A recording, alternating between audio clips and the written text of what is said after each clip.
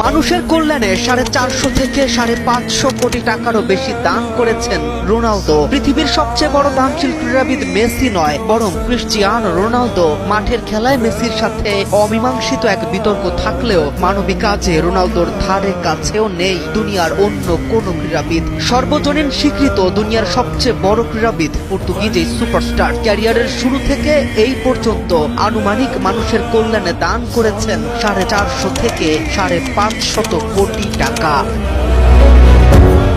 নিজের ক্যারিয়ারের সবচেয়ে বড় অর্জনগুলোকেও মানুষের কল্যাণে উৎসর্গ করেছেন এই পর্তুগিজ তারকা। 2011 সালে জেতা ইউরোপিয়ান গোল্ডেন বুট নিলামে তুলে পাওয়া 12 লাখ পাউন্ডের বেশি অর্থ ফিলিস্তিনের গাজায় শিশুদের শিক্ষা সহায়তায় দান করেন তিনি। 2017 সালে ব্যালন ডি'অর ট্রফি বিক্রি করে মোটা অঙ্কের অনুদান দেন শিশুদের স্বপ্ন পূরণের সংগঠন মেক এ উইশ ফাউন্ডেশনে। 2016 সালে রিয়াল মাদ্রিদের চ্যাম্পিয়ন্স লিগ ও পর্তুগালের ইউরো কাপ জয়ের বোনাসের পুরো অর্থ রক্তদান